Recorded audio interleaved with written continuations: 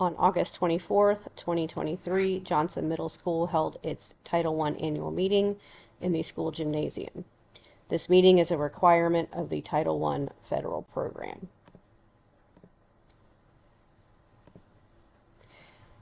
Title I is a federal grant that helps to ensure all children have the opportunity to obtain a high-quality education and reach proficiency on challenging state academic standards and assessments. It also provides supplemental funds to school districts to assist schools with high concentrations of poverty to meet educational goals. Title I also requires schools to train parents on how to support their children academically at home. Schools are required to train teachers how to work effectively with parents and families in order to improve academic achievement. Parents are also encouraged to have an active role in their child's academic achievement. For funding, school districts allocate Title I funds to qualifying schools based on certification data. Title I funds may supplement, not replace, district funds.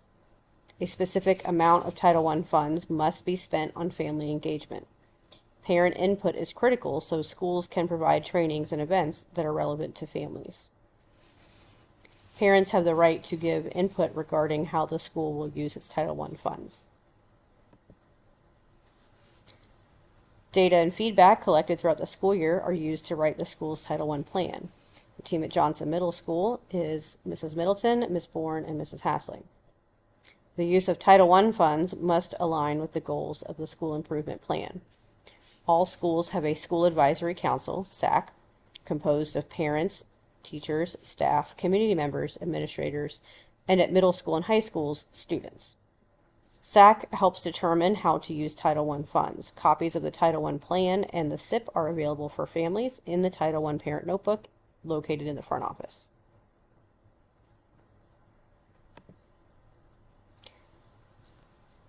All Title I public schools in Brevard are school-wide programs, meaning Title I funds, along with other local, state, and federal funding sources, are used to support all students in our school. The primary focus of the Title I program is to support students most at risk for academic failure. Subgroups were identified in the school improvement plan, that are specific groups of students that need more intensive academic support. Last year, we collected our results from our state assessments. If the students earned a level 3, 4, or 5, they are considered proficient according to the state. Our overall proficiency in math increased from 48 to 55%. Algebra 1 proficiency increased from 62 to 69%. Geometry proficiency increased from 90 to 93%. Science increased from 40 to 45%. Civics proficiency dropped a little from 64 to 58%, and our ELA scores remain at 49% proficiency.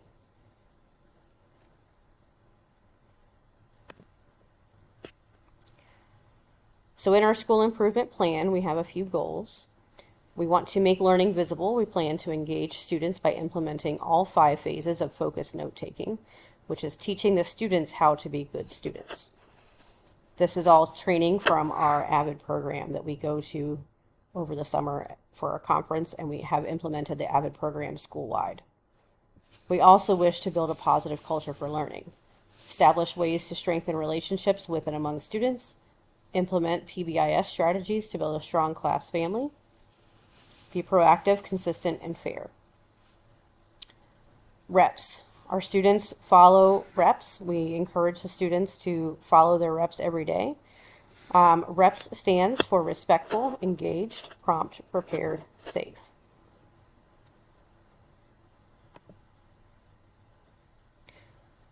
So this year, our school was provided with $323,613 to pay for services and programs for our students.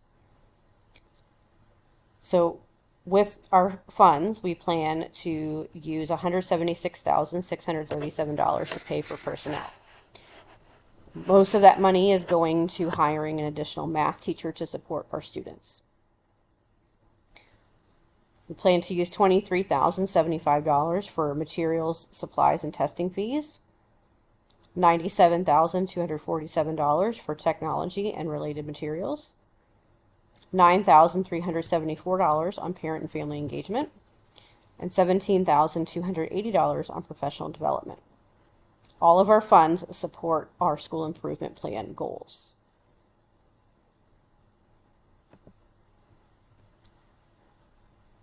Florida's academic content standards establish high expectations for all students in the areas of reading, math, writing, and science.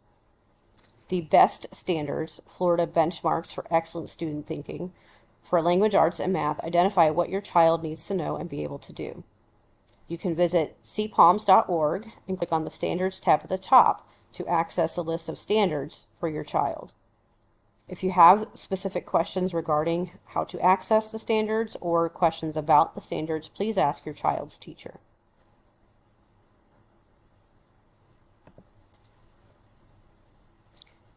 Parents and families will be required to be provided information regarding the level of achievement of their child on each state academic assessment that is required by law. Parents and families must be provided materials to support their child if they are performing below grade level on the state academic assessments in reading and/or math. Parents and families of students that are identified as substantially deficient in reading based on the state academic assessments must be provided with a read-at-home plan. To the extent that is feasible, testing information must be translated into a language the parents and families can understand.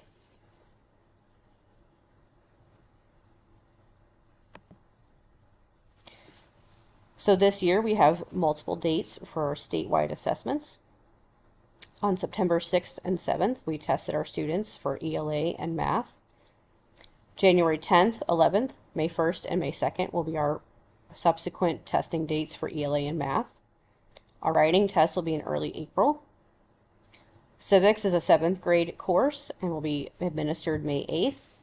The 8th grade science test will be administered May 8th as well. And students enrolled in Algebra 1 or Geometry will be taking their EOC on May 15th.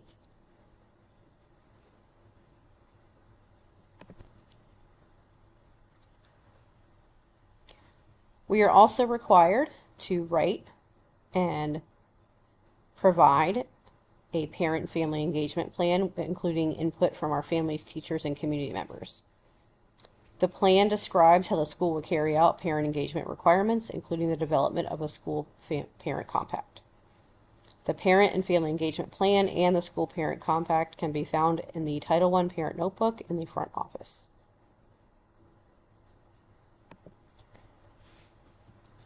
Title I schools are also required to annually evaluate the school's parent and family engagement plan effectiveness and use that evaluation to design and revise the plan. We are required to explain the curriculum, assessments, and the minimum standards that students are required to meet. We also must provide academic trainings and events to help parents better help their children at home.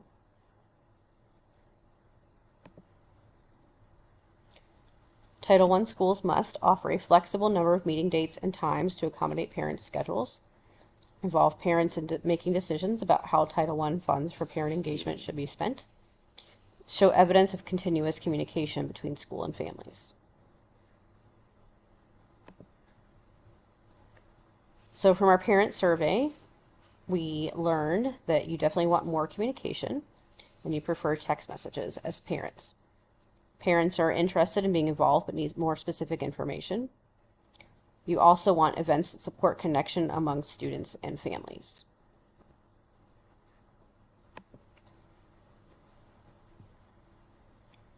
So the compact is a requirement. We have to have a school parent compact that is written by parents, teachers, and students. The compact outlines the shared responsibilities of students, parents, and teachers for improved student academic achievement. The compact will be reviewed with families throughout the school year. It is required to be revised each year using input from parents, students, and teachers.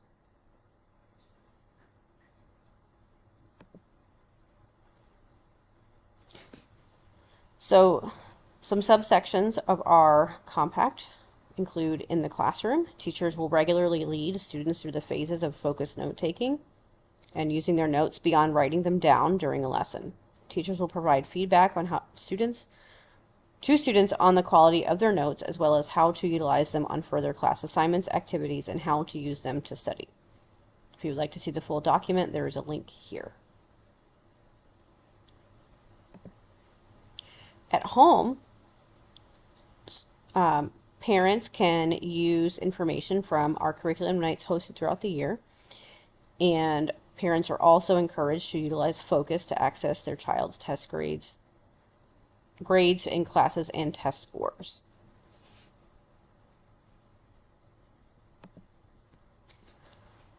Parents have the right to request and receive timely information regarding the professional qualifications of their child's teachers and paraprofessionals.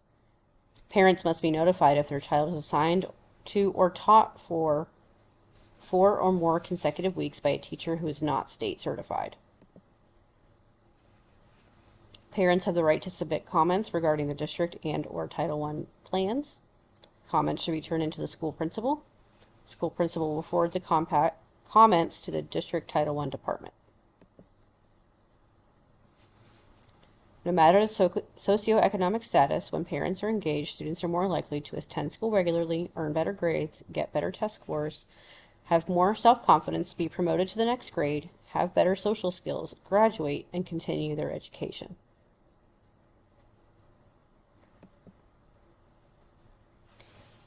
So, tips for success. Communicate with your child's teacher often throughout the year. Start at the beginning of the school year. Give your input on the school's Title I plan. Consider joining our SAC committee or the district parent leadership team. Let your voice be heard. Ask your child's teacher for materials to help you at home. You can also reach out to Diane Hassling at hassling.diane@brevardschools.org to discuss available materials.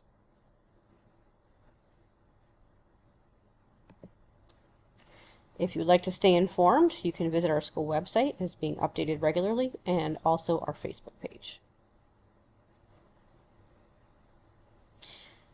Thank you for following along during our presentation. Please don't hesitate to contact us with any questions.